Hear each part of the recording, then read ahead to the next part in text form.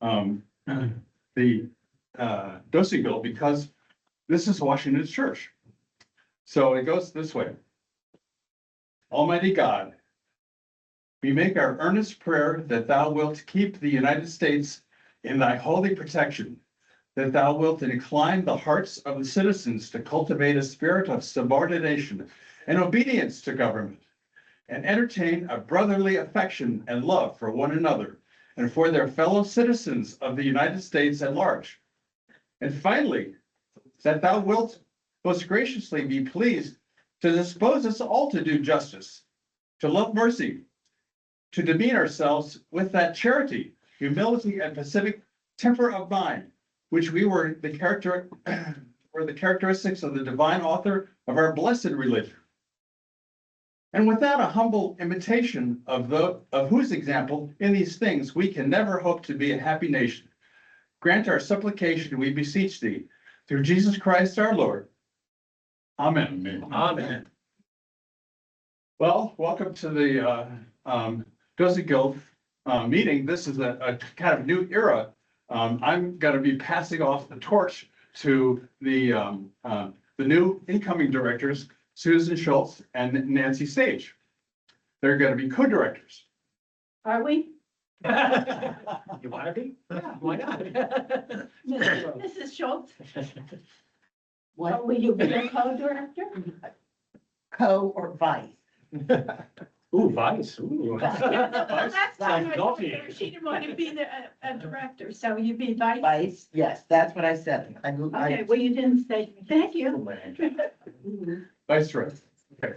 Well, that sort of begs the question of like, Docent Guild was organized originally with bylaws, and it's really a kind of an antiquated instrument because there are lots of committees and subcommittees that no longer exist. Yes, Nancy. Nancy, I think we have to, I would just make a motion that we have the rest of our business meeting after we hear the speakers. Oh, Because I think we have to come to some kind of an agreement with the Docent Guild on just what we're going to do. And I think it's going to take longer. okay. To decide. Well, yeah, well, I was going to mention that I need to meet with you and Susan after this meeting to Right. review the handoff of the leadership of this organization. And Well- I'm also going to send around, underneath the attendance. So the docents make sure they can look at it. It's a schedule for December. Okay. That's the month that we have to get done. Okay, And could I do that? yes. I'm sorry I'm late. I thought we were starting. Well, we can either do business now or do business later. Well, I have a motion that we do business.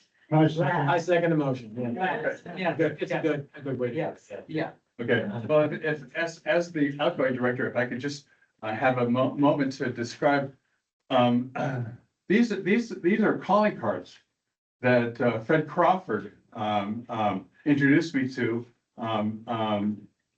maybe 5 to 10 years ago. And I have recently made new cards at Staples. So if you give docent tours, I suggest that you get copies of this card and give them to your guests that you give the tours to. So anyway, these are spare cards, so you feel free to grab one. So let's see the agenda. I'm sorry I ruined your agenda, but Oh, I just started thinking about it. okay. Well, I'd like to introduce our new our guests for this meeting today, and that is Rachel Brown. She's a historian and a member of Cranford United Methodist Church. And Mark Ludlow, who is an archaeologist and a GPR specialist who helped to locate the graves of the original Pohick church and confirmed the location of the church. Yeah. And they'll describe a little bit about that process. So without further ado, let me introduce these two and you can proceed. Wonderful, thank you. Yeah, my name's Rachel. Rachel Brown. I have been, you can tell I have an accent, so I'm from the old country. Came over from England in 1986, been here a long time. And found Cranford as my church in about 1992, when my kids were just little, and, you know, when we wanted to find something new, right? We had lived in New York for 5 years and just came down to Virginia from there. So I found Cranford and very quickly became involved in much of what Cranford's about. It's a lovely little church, very friendly, nice little congregation. On the older side, now I'm there with them, you know. However, having been on the trustees with Cranford for quite a while, one of our gentlemen, Don Clapp, who actually is our cemetery committee member, committee chair, he's the only person actually really, if I was true, you know, having a committee of one. But Don said many years ago, he said, you know, we have so many people buried in this churchyard that we don't know about. There's so many, you know, unmarked graves. The churchyard at one time was very covered in a lot of trees, and it was very overgrown, probably back at the beginning of the 80s. And of course, a little bit later on, in like the 1990s, beginning of the 2000s, a group of Boy Scouts asked to come and see if, as part of their community service, whether they could help us clear some of the stuff in the cemetery.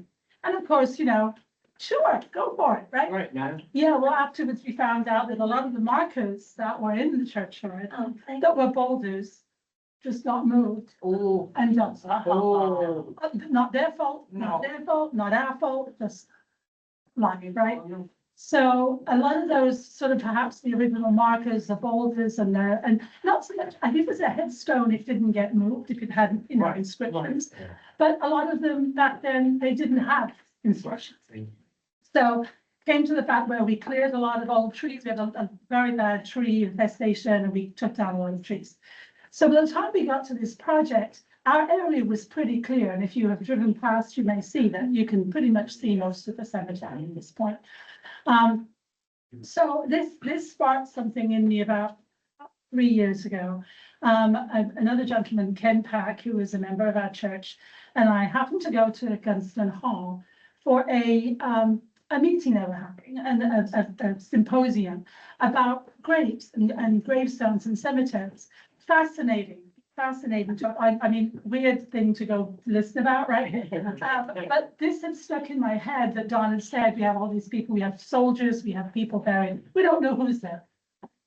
So I was like, okay, let's go. So Ken and I both went independently, found out we were both there. We met Mark while we were there, who was, you know, on from his interest point of view, also looking into what they were talking about cemeteries. So that's where our interest sparked. And once we had met Mark, we went, you know what, we're going to go ahead and do this because we've been thinking about it for all these years, haven't done it. Let's go for it. So we embarked on this project, which I have to tell you, it was absolutely wonderful and just enlightening and like, again, a weird thing to do, right? For me, it was a weird thing to do. So I'm a nurse, by the way, so sort of got a fascination with some of these things. So we started out and we had Mark come and we actually had an agenda of what we wanted to achieve by doing this. It wasn't just curiosity, let's find what we have here in the churchyard. We're also running out of burial space. We're, you know, fairly small cemetery and a finite area, right? We have about 5 acres, where the church itself is on about 5 acres of land. And we said, okay, we need to find out where we can bury more people because we know from the lots that we have that we don't have much. Unfortunately, I don't know if you've ever been in the cemetery, there's a lot that's furthest away from the road. That is our new lot. And we have it well listed. Dawn has the wonderful schematics of who bought what lot, where they are, everybody that's there. Wonderful. The stuff to the left of our little road that goes down the middle, not quite so much. We had a gentleman who was all volunteer, of course, a gentleman who passed away suddenly, who was our keeper of the records. Unfortunately, those records disappeared with him and we could not find them. Oh, very common. Which is we talked to his son, we talked to his family, nobody had them. We don't have them in the church. I think I've been through every little closet and thing to find. So consequently, threefold really was our mission. One was to find graves that were not marked. We knew there were some because we knew that some of these markers had gone. Another was to, from a financial point of view, find out what space we have to expand in so that we can sell more grave plots. Also, secondary to that was the thought of maybe a columbarium, which is where you can have, interred ashes. Another way to sort of generate some income. We've got to keep it going, right? We all have to find ways of making it keep going. And then one of the things that I had read, and I did a lot of reading. I went down to Gunston Hall. I went to the library at Fairfax, the Virginia room, and did a lot of reading. So, I mean, as an implant from England, I sort of know an awful lot about our local history and about George Washington and George Mason, which is all fascinating. But one of the things I had read was a Wikipedia post, of all things, that said that we had a brick pathway that traversed the cemetery. I've never seen hide nor hair of a brick pathway, right? Nothing. So one of my things was, out of curiosity, I want to find out where it was. We also have a lovely marker that talks about the first Pohick church. They call it the first Pohick church. We know it probably was the second, because the other one we think is down in Colchester. And that's something I've never been to see that. And I have a gentleman who actually lives, it is behind his house. He has offered to take me to see that. So I was going to ask Dick sometime if he wanted to come and maybe go down and see that first graveyard and sort of get an idea of that. We're not sure that's where it was, but there is a graveyard there. So that was another thing that we wanted to find out. So all these multiple prongs. So it seemed ideal to get Mark to come along and do this GPR, which I've just learned about, and said, sounds great. It's not invasive. We're not going to mess anything up. We're not going to change anything that is there in the cemetery. We're not going to invade graves. It's all above surface, right? We don't have to dig down for anything. So we thought, this is great. So we got with Mark, and hence this is what we did. So during the lovely heat of the summer in 2023, we were out there. Mark was out there with his GPR, and I'm going to let him tell you all of that about that. But I was looking at, and I know that you all are very aware of your vestry minutes, which also served as very much the basis of what we know about that Pohick church that was on our land. And we know it was there, the marker, and actually the marker turned out to be very accurate as to where it was. Anyway, just interestingly, out of William Slaughter's book, it talks about how fast this area was growing. So in 1733, there was like 600 tithable people. 10 years later, it had more than doubled to like 1,300 tithable people. So tithable being whites, Negroes, and whatever. Yeah, anybody that was classed as like raising money in the area, right? So consequently, we know that that Pohick started out as an upper church of Overwharton Parish. We then split Prince William County and Fairfax County. Fairfax County being created, I think, in 1742. Yes. And then there was a split with Cameron and Truro Parish, right? So we have lots and lots of dividing, and apparently every time you divided, you had to sell the glebe and you had to sell the instruments for the church to create that new church and to split the things off so that it was equal. So there's a lot of history that goes on into that. I won't go through that. But what I did want to, one of the things I did find, and then I just cut myself out of it again. We found out more about Pohick Church by what is not in the minutes, because we feel like the church was already here. The church was already in that spot when the vestry minutes started. Everything was 1730, may have been there in 1729. Nobody talks about it being built. So we think that the building itself was actually already there when those minutes started in 1732. And then, so there's a lot of discussion in Slaughter's book about it. But what was interesting, they were going to build a church at the crossroads near Michael Reagan's, which I think became Falls Church. And what it says is, 40 feet in length, 220 feet wide, 13 feet pitch, to be weatherboarded, covered, and all the inside work performed and done after the same manner the work upon Pohick Church is done. So taking that, we go, okay, well, if you're going to build it in the same way that we built Pohick, we're going to assume that Pohick was similar in size, similar in pitch, etc. Right? So it's more by inference than it is by actual sort of documentation. And then one of the other things that we found on Washington's map, which is in the front of the vestry minutes, looking at that, one day I was looking at it, what's this little building here? You have to remember that George Washington was a surveyor, right? So he's marked the church, and you can see it there where the church was. Right across the street is this little square building.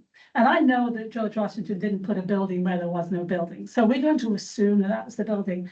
And in this documentation, I did find some reference to a vestry house. Because if you think about them having their vestry meetings at Pohick Church, where did they actually hold it? Were they going to go in this big church if there was only a small group of them and freeze to death in the winter? Or were they going to go into a smaller building? So part of, and still undiscovered, because that land is now owned by somebody else that I have not yet been able to actually talk to. I would love to go over there and do like a metal detecting session to see if we can find anything across the road that land. Is it across on It's across Old Colchester. Yeah, literally. So where so- there's a building there for sale? no, that house that's on the corner was the old Shepherd's store. Okay. And that little sort of weird little two-room building Yeah. was built more as a placeholder. That once that store was taken down, I found some old pictures of the original store. It was a gas station too. Part of the problem is it was a gas station, so there was gas, there was tanks underneath that held in tanks. And so that land actually, I don't think has yet been deemed buildable on because of the old gas that's under there. That's why, probably why they're having problems selling it. Yeah, well, it was sold, I want to say 2022 for $1 million. And Wow. it's sitting Wow. there. $1 million. I found the deed. So, and it's still an opportunity, And yeah. I'll show you a map And more I'll show you. precisely where that building probably is. So one of the other things that I'll just read out of the vestments, just so you have another feeling for it, is on February 19th, 1749 to 50, there was a vestry meeting, and they ordered that the sills and sleepers of Pohick Church be repaired, the north side of the church newly shingled with poplar or chestnut shingles, that windows be made in the justices' pew and in the women's pew, and that the church be raised and new blocked, and that a vestry house be built, 16 feet square, framed and clapboarded, to have an inside wooden chimney and to be lofted with clapboards. So that was in 49. So obviously the church has already been there Right. 25 years, right? But then it says a little bit further down that Daniel McCarty was going to do that for 5,500 pounds of tobacco, having also the material in the old vestry house to make what use of he can in building the new. So one assumes there was already a building there that he was then going to enlarge or make this 16 square feet, 16 by 16. After this work was ordered, it was deferred. And 2 years later, the contract with the addition of a window by the pulpit and making good the pews and floor was given to Mr. Daniel French for 63 pounds of current money. So it took 2 years for that building then to be built and then so a little bit of history, you probably already all know it, but anyway, just to remind you. Well, Daniel French was the, Yeah. he was called the Undertaker, but he was actually a contractor. Right, and wasn't he contracted to build? Yes. And then he died in the middle of it, okay. So anyway, just a little bit of history about what we found in terms of like what we were looking at in terms of the buildings or whatever. I am going to hand over to the expert, to Mark, to explain to you how he did the magic that he did. And he'll probably assign something to the artifacts that we found, and how we.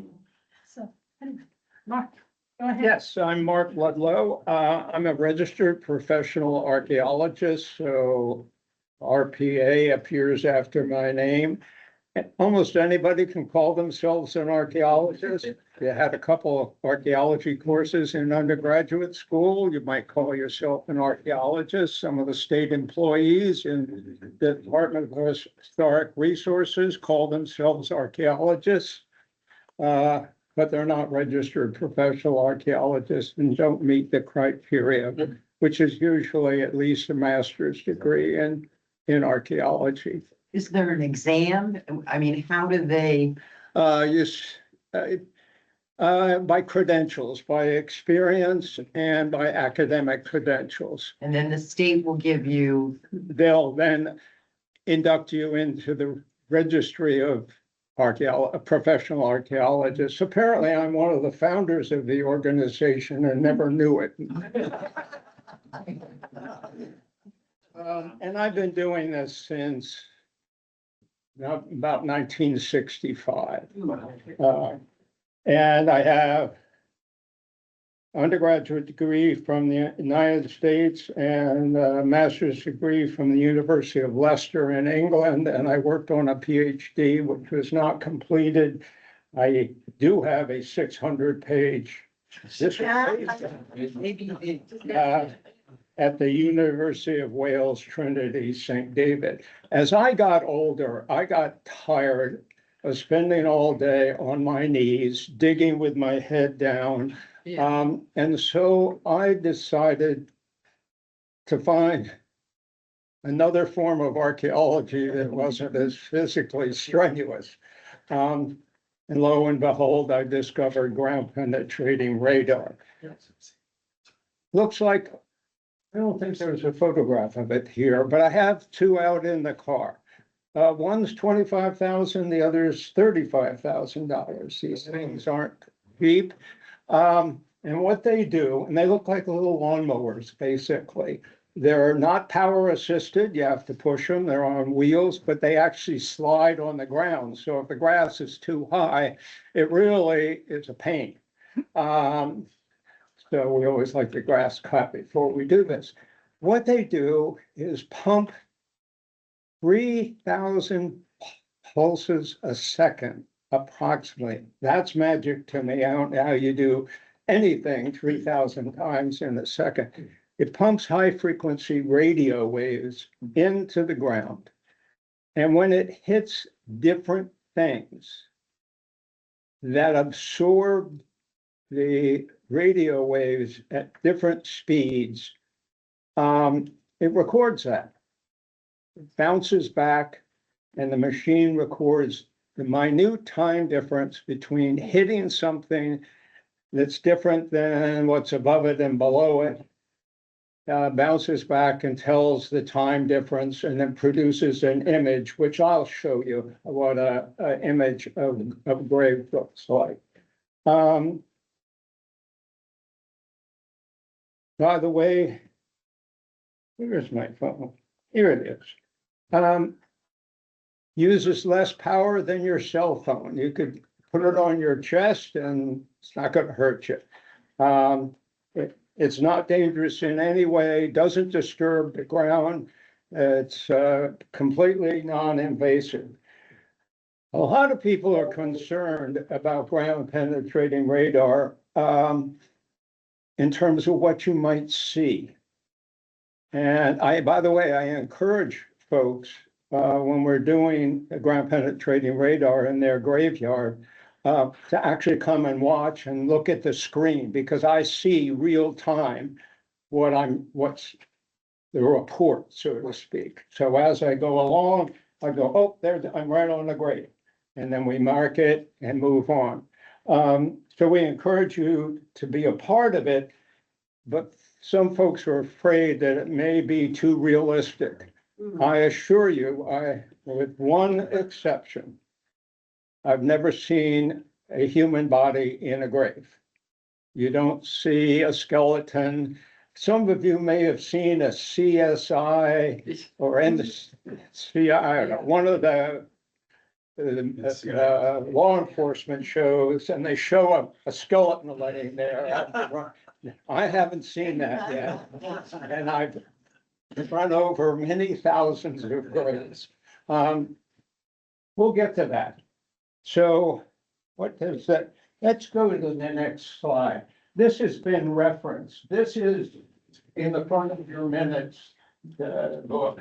And that's what I will call it's the second Pohick church where Cranford is. And this little building right across the street, directly across the street, is the vestry building that we've been talking about.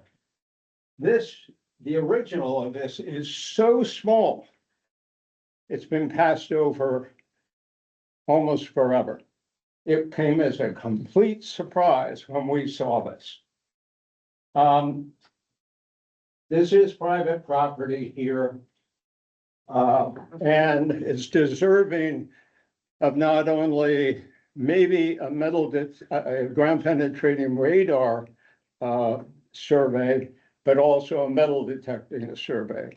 We do archaeological metal detecting.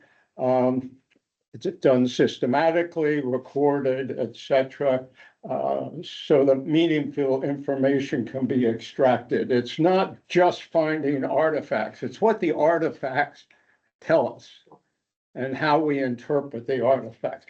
There was something I wanted to say about ground penetrating radar. It'll come to me again. And so we snuck over there for a few minutes. There was nothing obvious. Apparently, there was a farm that was back in here, and there's farm debris all over the place. And there's some what I'll call farm trash. They may have been from early 1900s, etc. So it masks what we might find if we do a metal detecting survey. Now, metal detecting does and does not have to be invasive. You can detect metal, and I'll show you in here, and not necessarily dig it up. Okay, if we could have the Excuse me, next please. one. Question, Yeah, what do you mean by farm debris? farmers save everything, every broken piece of every piece of machinery, nails. Just, Barbed wire. Okay, thank you. yeah, just. It looks like they're trash dumps after they're abandoned. But you have no way of assessing the time period of the farm. Oh, yes, well, by the artifacts. Late 19th century. I can date pottery, I can date nails. Oh, Believe it or nails. not, they're what people Nails. call hand wrought nails. Yeah. Or rose head nails, but they're not all look like rose head nails. They're cut nails, and then we now have wire nails. Cut nails are fascinating. A plate of metal about this thick, and they had a machine, or it was done by hand, that smashes down and breaks off a piece of metal that looks like a nail, and then they forge ahead. And they often called square nails because it's being chopped off of a plate. Okay, good. So here's Pohick Church, and there's the location of what we all think might be the vestry building. And here's the intersection there. Okay. So it's pretty close. It may be closer up here than I have here. The background on the map has shifted a lot, Yeah. but it's directly across. Gunston Road now continues all the way down to the end of Gunston, Yeah, or to the peninsula. yes. So we've got the road continuing, I guess, to Colchester here, etc. But you see these buildings? Oh, you see that building? Well, only one of them or one location is used. These have all disappeared. You know, it's two sheds, etc. So it's a mess there of former structures and probably a small farm. Okay, next slide. These are what the ground penetrating radar units look like. And this is the $25,000 one, this is $35,000 one. And that's a GPS, reading usually from about 14 satellites, including Russian satellites. Wow. And I can, each of them has a screen and I can see as I go along. This is the image that I get while I'm working. And I can actually push a button on the tablet and take a photograph of it. And this machine, I can send it to my computer at home from out while I'm working. Wow. This is what a grave looks like when I run over it. I'm going along the top here with my machine. It's looking down into the ground, not really looking. And this is the top of the grave, and that's the bottom of the grave. Now, that's 3 feet, some other inches down. And this bottom one is about 6 feet down. This is very unusual. Very few graves are, back in this day, are that deep. It'd be crazy to dig a 6-foot grave without mechanical assistance. And by the time you get to be 6 feet down and doing this by hand, you've probably consumed a quart of whiskey.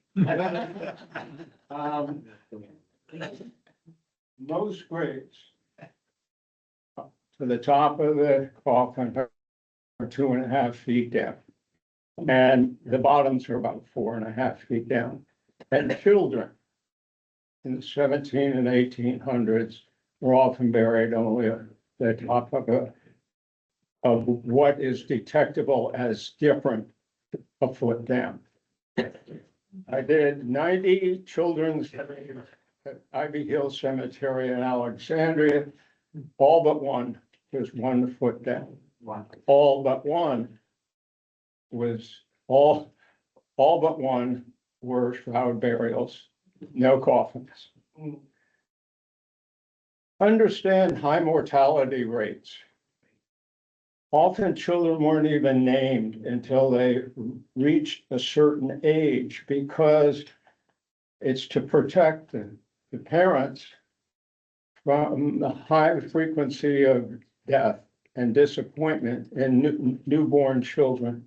So once you get past a certain age, the child, they're more likely to survive, and then you can invest in them psychologically by naming them, etc. And that age is, What's that? that certain age is about, I would guess 3. Mark, Yeah. could John go back to the previous slide where you were showing where the Sure. across from the church? What is is that a road? No, up there where, at the top, where you have the vertical lines coming down. Yeah, that vertical line was part of this original map. That big thing. This goes back toward Route 1 and the 7-Eleven down at the corner. Well, is that Gunston Road? Yes, Yeah. this is Old Colchester Ah. here. Yes, This is Gunston Road. okay. But it's an old one because remember it had a bend on it and then they straightened it out to what it is now because there's that little piece of, that little piece, that corner piece that's right next to our church is now just like where the cars park and stuff. Right. So they evened out this road actually, I think just goes down here like this.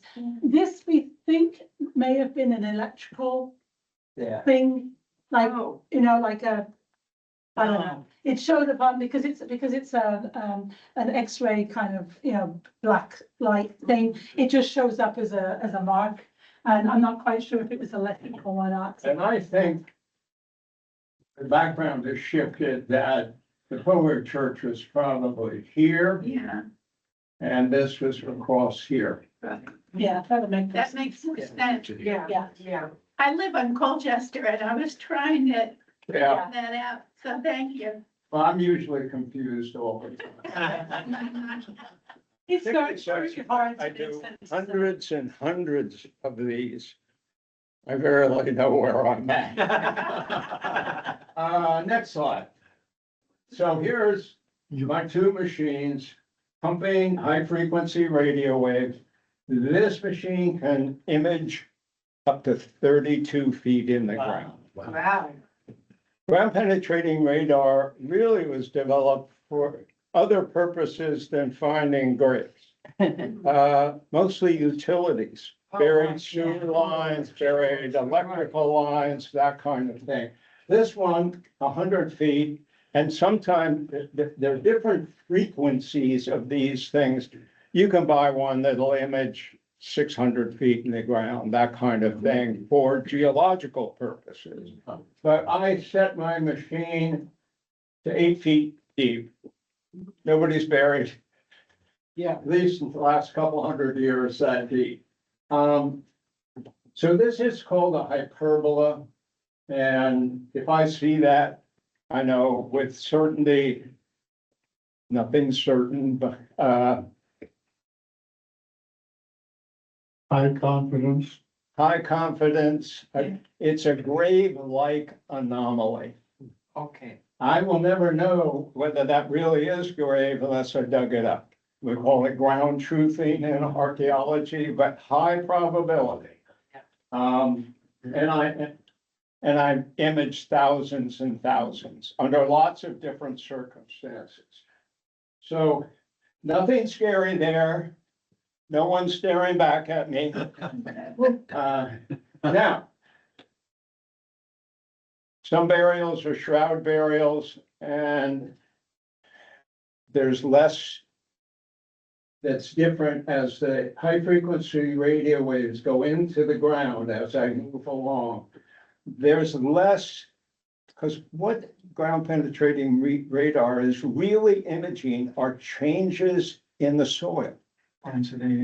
This soil is uniform. This means there's something there. And this shape is produced by the machine going along and hitting it in different directions. So let's go on to the next slide. Some of the things we found, and Rachel mentioned this, there are beautiful carved, I guess, granite markers on the property informing us where the Pohick church was, where the current church that was moved was, and where the Civil War burials were. We had no idea that they would ultimately be as accurate as they are. So if you go out there and walk in this section, you can rely on those markers being accurate. I had no idea. I doubted that they would have been accurate, but the church at the time must have a good record and maybe a prior markers, and they were accurate. And that surprised me because we have to put this in perspective. What did I say? So one of our objectives was to find where graves were. I'll get back to where the churches were. We found more than 200. 23, I think, 223, 226, 225. 226 unmarked burials. By the way, that's normal. So you don't know which are Civil War, which are, what are We do. pre-Revolutionary War? We do and we don't. We have a good probability of which belonged to Pohick and which belonged to the Civil War soldiers and which were associated with the church that was moved. This is pretty normal. Wherever there's a blank space, instead of being blank, there's probably somebody there. I could walk your church graveyard and I don't even have to turn on my machine and I can tell whether there's a grave there or not. How can you tell though, what was a Pohick church grave by their location. And Oh, so it's I'll get purely to- location. Yeah, Okay. by location. And again, it's high probability, not, Okay. there's definitely overlap. What we did after we had found these graves, we marked them all, and then we went back and put just a small flagstone on each of those unmarked graves. 240. To the best of our knowledge, I would say, you know. It's high probability that what is, as we went along, we actually stopped, put a wooden stake exactly where Mhm. the anomaly is. In most cases, right where the chest is. Yeah. And then, did we hammer in nails? No. Yeah, because they plan to put brick-like markers laid flat in the ground, and they did 240, however many. And so they're more permanently marked. We sometimes put in a nail, a big stake below ground. We hammer it in so lawnmowers can go over top of it, but that the grave can still be found with an inexpensive metal detector. Okay. Okay, so we found 200 and some unmarked graves, and we marked them. So I'm gonna jump around a bit. There was reference, we saw an old photograph that looked like there was some, and by the way, this is the marker for the move church. We saw what looked like a brick walkway. And it didn't take more than a few minutes. We went down through the grass and exposed this walkway. Now, here is this other this is the walkway into the front of their church. That's Lewis Chapel. Lewis Chapel was on the corner, and we have documentation that in Diary of a Plain Family, which was Susie Ann Plaskett's book, she talked about, I think John Plaskett probably laid the brick pathway in about 1880. So people, and there's a hitching post, and the pictures there's a hitching post, and we found the circle from the hitching post at the end of this brick walkway. So, but this brick walkway was made, and as it was in the Wikipedia post, of bricks that were 1.5 times normal size. And I have examples out there of the brick that we found. Actually, that brick, however, was found where Mark's about to tell you. Now, this is an old aerial from 1930 something. There was a series of 1937 aerials that were done over much of this part of the country. And we used them archaeologically to see what was there then as a starting and ending point. This is, which road? All colors. Yeah. Notice this line here. These are trees and their shadows, but notice this. This is another reference brick walkway. Now, we did a couple things. We probed with a probe and we thought we found it because it was hard packed and paved with brick. And then, and there may be another photograph in here, we dug down a few inches and we found the hard pack. This was the cross section Oh, yes. of this, like here. This is two different things. This was like a trench that they built, that they did across this white section here to find the packed. Yeah, and this was the packed area, and this was not part of the pack. And we found one of the bricks that had been, that the pathway was paved with, that apparently were taken up and repurposed, which was very common. That's a lot of bricks. And so that was something that was on our agenda to try to find, and we found it that way. This is another methodology we used. He dug only a limited amount of digging. Digging in graveyards, has issues with the State Department of Historic Resources. You have to file for a permit. But we ground penetrated radar over this. And this was also metal detected, and certain readings from our metal detector, et cetera, we picked out ones we wanted to dig. Now, we set it a depth limit. Professionally, I didn't feel comfortable going more than 8 inches deep. And we were covered, so let's hit the next slide and we'll see what. Okay, I want you to notice back here, these are all flags. Plastic flags with plastic stem stuck in the ground. And it's the results of metal detecting without digging.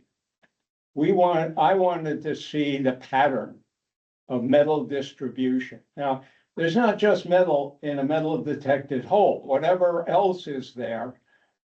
If within the limits of how deep you go, you find glass, you name it, just not just metal. But you can see the high number of metal detected objects, and this is where the current church that was moved, where it was. I call it they're nail fields. Whenever there's a building, it exudes nails. I mean, imagine how many nails were dropped just in the initial construction. Oh, sure. Then in repairs, Yeah. and then moving it, Right. let alone tearing down or letting a building completely collapse and disintegrate. So, there are hundreds and hundreds and hundreds of artifacts that were not excavated because we're in a graveyard. We had to be very conservative about digging in the ground. Now, obviously, finding the first Pohick church pretty much close to a log structure, a simply built structure. Often structures of that period left not very much of a foundation. Mhm. Most structures of that period that I've analyzed have a big rock at each corner, and one big rock on either side of the front door. That's it. That's the foundation. Now, a couple hundred years later, a lot could happen. The rocks get moved, they get repurposed for some other purpose, they get thrown off to the side Yeah. because they're not important. They're not gravestones. Well, they're real important, but, Yeah. and then trying to find 6 stones with a ground penetrating radar machine. And if they're very close to the surface, they're actually hard to image. They have to be really big to see. So using the ground penetrating radar in where we thought the first Pohick church was and where the granite marker says it is, this is the image I got with the ground penetrating radar at one level. We're trying to capture leftover foundation materials. And this probably is. Look at that depth, we're just talking right close to the surface. And so this is the image of the foundation of the church. And you have to compare it to something. So you do some over here, you do a bunch here. I did a whole bunch of squares all over this area linked together to see where something showed up. But in the other places, nothing showed up. So this with high probability are the remnants of the foundation of the church. And it just happens to coincide with where the marker says it was, which came as a complete surprise. Okay, next one. I think this is, the county archaeology folks came by and recorded the location of every grave that in the church, that churchyard, that we found or that was marked. And there, every one of those little dots is a grave, and 240 something of them were unmarked. Now, how do we know where First Pohick Church was? Those dots back here aren't very convincing. It was right here because it's where the burials aren't. They're actually on two sides of the church. You know, in more elaborate European graves, the wealthy and privileged wanted to be buried inside the church, closer to God, closer to a sacred place. In this period, you wanted to be as close to the walls of the church as possible. And so we have unmarked burials all along here and unmarked burials here. These are the most telling. You add that together with the ground penetrating radar image and a marker that says it's there. That's where the church First Pohick was. By the way, this is where Lewis Chapel was, same deal. Nobody buried inside of the church, or everybody buried, if they're nearby, outside the church. Here's where the Civil War soldiers were buried in a cluster, exactly where the marker says they are. This probably was a privy. The soil, we dug a couple holes there, was very dark from decaying organic matter. And these are all the graves including unmarked graves, that are from a later date. But these are the First Pohick, not a single marker. There might have been markers in the way of unadorned stones that got pushed off to the side. And rumor has it, many of the markers ended up here in your graveyard, but the bodies were not disinterred. But this is detecting the ground penetrating radar detects disturbance in the soil. So whenever you dig a grave shaft and take the dirt and throw it off to the side and then throw it back in, you have forever changed that soil in that excavated area. Whether there is a burial in it or not, I can detect it. I'm not just detecting a coffin, human remains, I'm really detecting a change. Yeah. And sometimes I can actually see with such clarity the sharp walls of the grave. So, you know, if everything theoretically had deteriorated, the body, the coffin, I still can see where the grave was, because I'm detecting the grave that was dug. Right. Not what's in it. Yeah. What's in it may enhance the reflection, but it doesn't necessarily define it. Okay. A quick question. Yeah. The footprint of the First Pohick Church determined by where the graves are not. How close does that footprint match George Washington's map? How close does that come to it?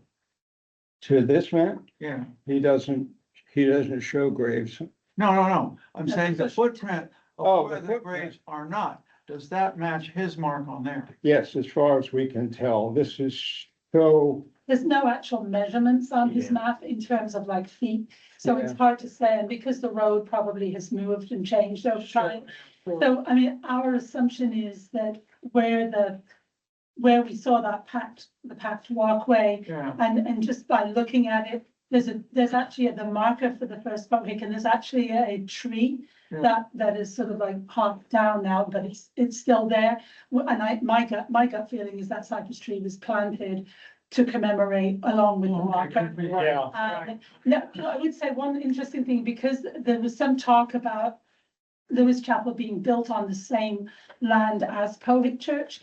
I guess it was kind of sort of, but it wasn't built on the same foundation. And so initially, my thought was when I looked at the measurements and we sort of measured it out, I was thinking Pohick Church would be going in the same direction as Lewis Chapel, which was the back being towards the back of the churchyard. And it wasn't until I looked at Washington's map to realize that it was actually, horizontal to the road. Right. Right, Yeah. and went lengthways, which, I mean, I guess east-west, you'd think that's the way it's gonna go. But what did I know? Yeah. I had no idea, I was just guessing most of the time. The traditional direction of individual graves, traditional Judeo-Christian, direction, I call it west-east, with the head to the west, looking to the east, and there are a whole series of biblical references. By the way, the tree that is there, that was put there a while ago, but not in the 1700s.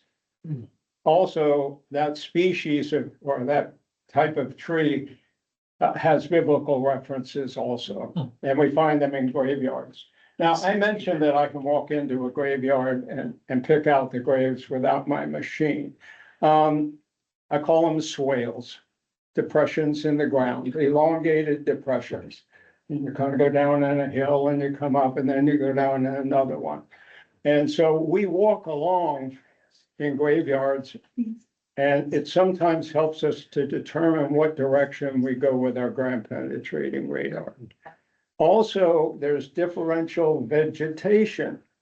You can walk out there and you notice certain gravestones have a greener elongated patch. Right. One reason, the soil's been dug up, it's been kind of moved around and pre-digested and put back in the ground, even though it's hundreds of years ago, it's changed forever. And then you end up with a swale as everything collapses, and you end up holding more water. You sometimes get different kinds of vegetation or greener grass. So, and so we often walk along and go, there's one here, there's one there, and then we push the machine over it and confirm it. Right. Were there, a metal detectors used where the first chapel was? I mean, did you use metal detectors there? Was there any? No. Oh, yes, actually, we did I'm sorry, we did metal detect. We dug outside of it in a few places. And artifacts are over there. The problem is you build a log cabin and it all deteriorates or is taken apart. What's left? Nails. And there's something strange in the soil in this neck of the woods. And we encountered it at Shiloh Baptist Church as well. Nails and other metal objects are incredibly corroded here. They almost don't look like they're nails. They just look like chunks of rust. And you can't date a chunk of rust. You actually can with a lot of expenditure and my daughter's X-ray machine, she's a veterinarian. But unfortunately, the artifacts don't say George Washington was here. And so when you see a nail cloud, like you saw all those flags, you know, a building was there. Right. And they probably are nails. Yeah. Hundreds and hundreds and hundreds of them, but it's hard to do. Also, on log structures, there was a fill, which was probably a mortar-like substance. Um. Yes and no. That's the first. I find daub on the interiors of structure, like plaster. I find very little, in structures of this period and style, very little, mortar for foundations, et cetera. I've been doing for 6 months all the archaeology at Fort Loudon in Winchester. And for such a huge structure with 400 soldiers living there at some time, we find almost none. Yeah. And they had barracks and foundations, a lot of. Yeah, just sometimes there's none. You know, there's just 6 large stones, that's it, nothing else to produce a foundation. That's all what you needed to support the logs. Well, I was just guessing at mortar, but you mentioned the plaster on the inside. That accomplishes the purpose of sealing the air from going through what are the little spaces Right. between the logs. Yeah, absolutely. None. None. Yeah, none here. So, yeah, and in some respects, it's disappointing, that there wasn't more telltale artifacts. Like coins. Like, clay pipes. But because of the issues related to digging in graveyards. Yeah. And permits required. We only very selectively and chose certain places to dig and only 8 inches. And the state of Virginia has guidelines for archaeology. And one of the guidelines is statistical sampling by digging what we call shovel test pits. There are holes 14 inches in diameter with straight walls. Until you hit something that stops you or you confirm you've hit subsoil, because nothing's in the subsoil. But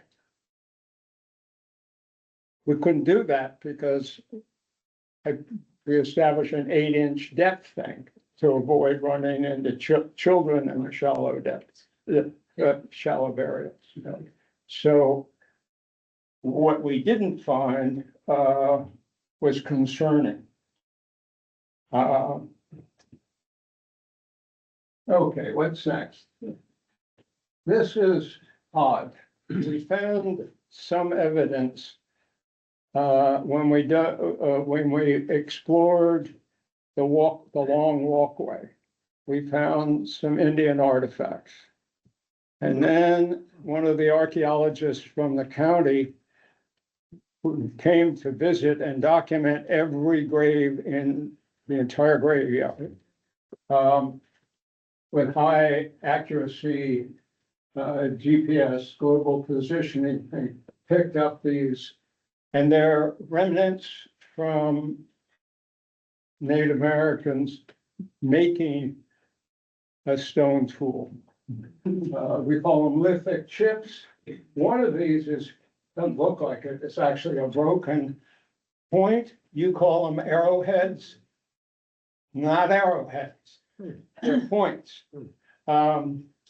There were spears. But There were spears used for hunting tools. yeah, But these are very tiny, though. They're more like the chips as they were created, the bits that got left behind. by the way, the late woodland period before European settlers, an arrowhead is about this big. Big, long things like this, They're spear points or atlatl For points. tools. You used them for They tools. could, but they'd either be a knife, part of a knife.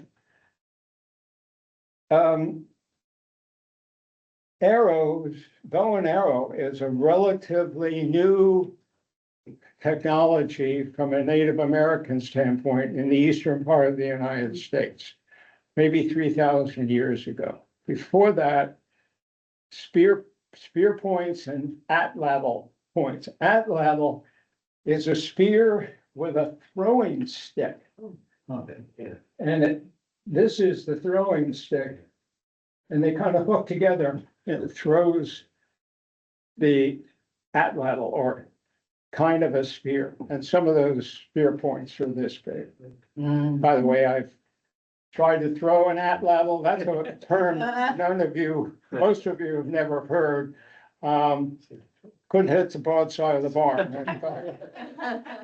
They set up a plastic deer and I got nowhere near it. Only about the distance to the back of the room. So this is a little surprise, but because of the stream and the marshes behind it, full of wildlife back in the day. And so they stopped to make a tool, to repair a tool. Native Americans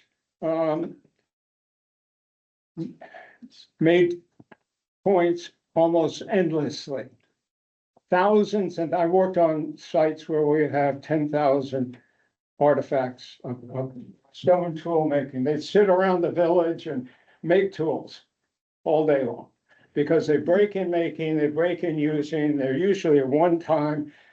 You fire a stone tool, it's probably gonna break, it's hit something hard. So anyway, this came as a surprise, and this is right on the surface. This area was heavily Piscataway. Gunston Hall actually has a face rock, which is, they've had the tribe elders come out and check it. It's actually the son of a chief's home, chieftain's area. So there would have been lots of Piscataway in this area. So in a way, it's not that surprising. Yeah, humans have to live near water. Mhm. Yeah, exactly. Potomac River and all its tributaries, just chock full of people. And also that old Colchester was, I believe, known as the Potomac House. Colchester, so following the Pohick. Right, Right. Tributary. yeah. So it's not a surprise, although we are, where the church is actually a fair distance away, but of course, the stream could have moved. Yeah. We've got Right, yeah. over, Yeah, 300 there's an years. archaeological, anthropological term about those people who lived there prehistorically had intimate knowledge of every element in their environment. They hunted everywhere, they walked everywhere, they searched everywhere. They knew where the outcroppings of, let's say, Chalcedony, which is great for making points, in Pennsylvania were. And they go up there and harvest, etc., and come back. Piscataway Creek is across the Potomac in Maryland. Mhm. Yeah, they were everywhere. I used to teach prehistory. I can get myself in a lot of trouble.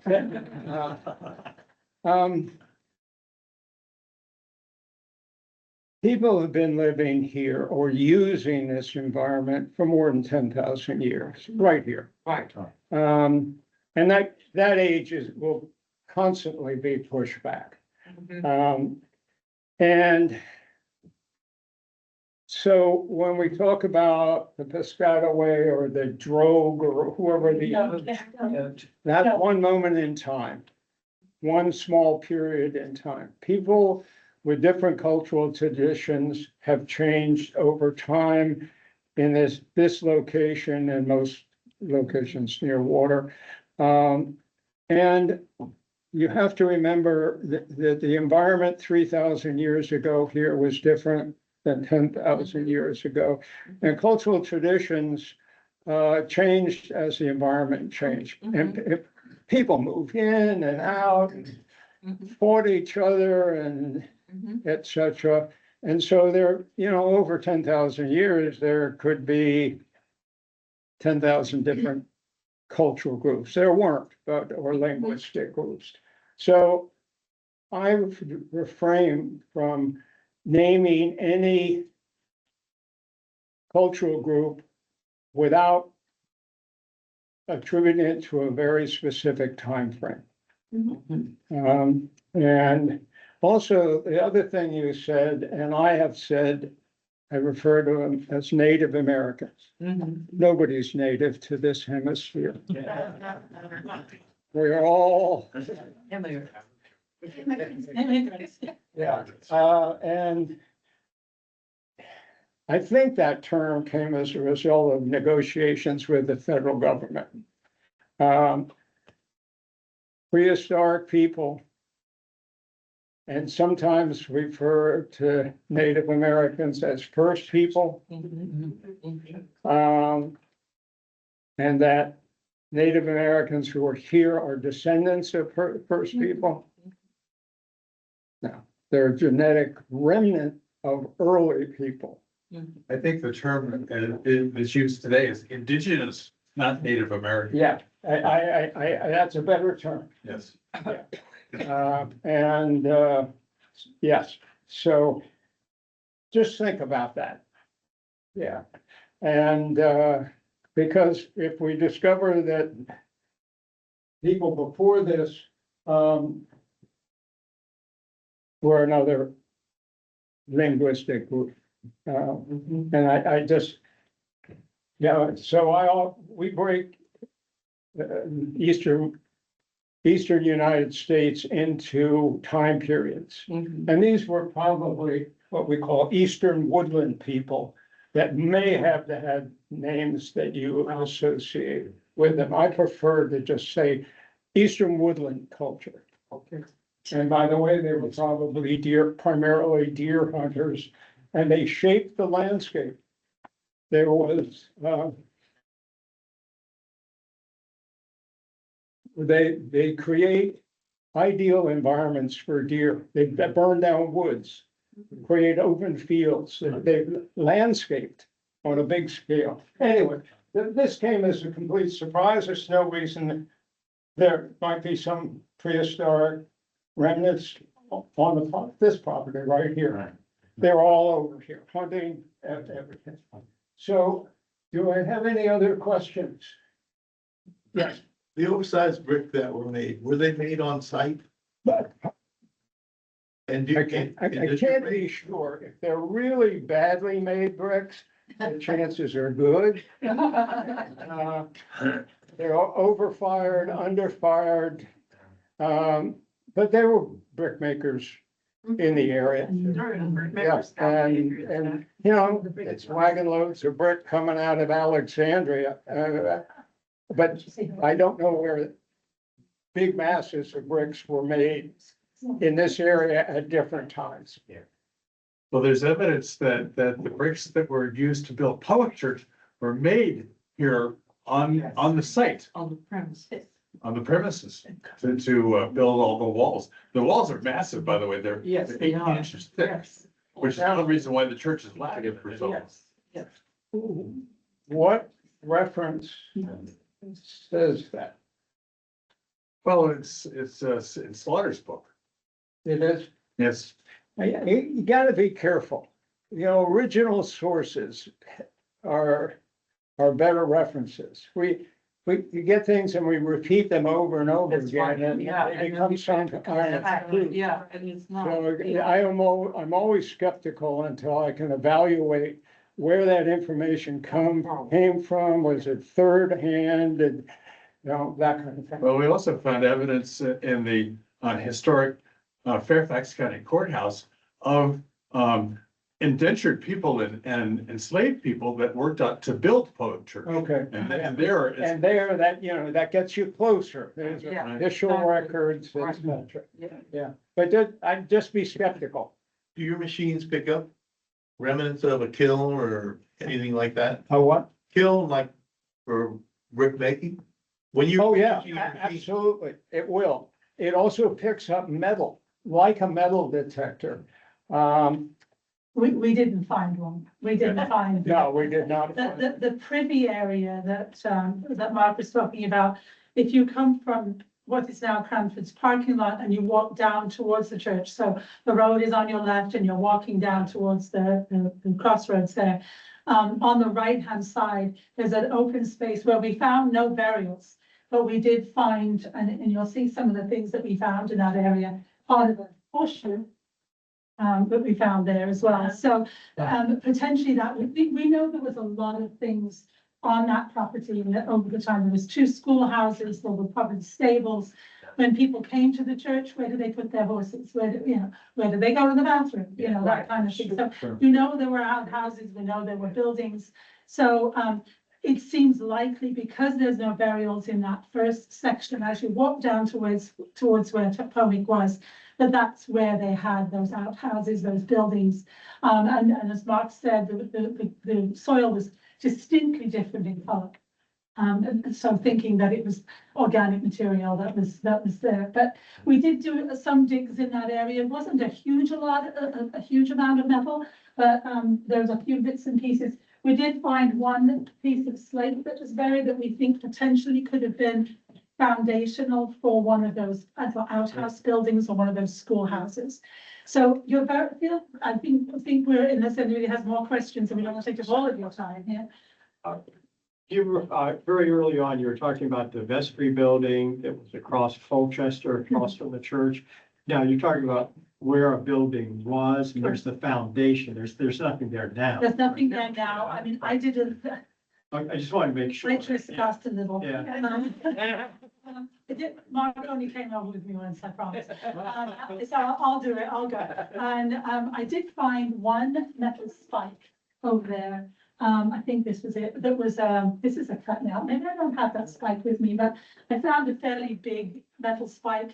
That was, I went back very proud because I just learned about nails, and it had the rose top, which is sort of like multiple faceted to bring it to the head of the nail. And it was a hand wrought round iron, so round nail, not a cut nail like I showed you earlier, with the square sides. And I was very proud to have found that. And now I think I'm an amateur. I bought my own metal detector. I have to tell you, my own. I did. And I slipped back over there a few times. But Is that where the houses are right across the street? no, there's nothing over there.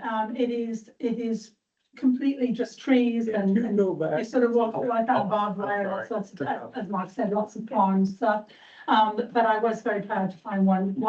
So that sort of made me think we're correct in thinking that it was there. Not only did Washington draw it there, but we really do think that it's something there. So that's for the future, something we can think about, maybe getting in touch with those people between us. Maybe the second or third slide. Yeah. The funky building that's there now, I think it's somewhere about here. Oh, my goodness. Yeah, the two little. And you'll notice other structures are there. Well, the debris of those structures in themselves create a sea of nails and other stuff. So that building that's on an angle is probably up here. And then these two, and this is the vestry building that's probably right up here. I think it'd be closer. Well, there's also a note on that, I presume that this was a VDOT map or something, but there's a note for the circumference of the trees. Yeah. And there's one that's marked 44 inches. That is what it was, the tree that you referenced earlier about being a biblical tree that was planted, sometime in the 20s, maybe in the 19th century. Yeah. Right. Yes. Right here. And notice they even marked some graves. That's a graveyard. Yeah. But yeah, this is gonna be hard to find, even though she has the metal detector. She's gonna find 1,000 other pieces. I'm not talking $32,000. A dollar, I have a $150 off the bottom. $2,000 medal. Yeah, that's why I wanted to come do it with me, so, yeah. Anyway, we have lots of bits and pieces, please feel free, we don't want to take all of your time. I want to thank our guests. Thank you. I'm gonna leave you, thank you very much, with 2 copies of the report that we did. Has lots of photographs in it of both artifacts and maps and images of where the church was. Could you give us a digital copy of that? Oh, yes, he now, no, you don't have it. I'll send. Well, it. he has but he's making a recording of the meeting on Teams. So it'll be available to, I mean, I presume that we'll put it up on the church The actual, website. we have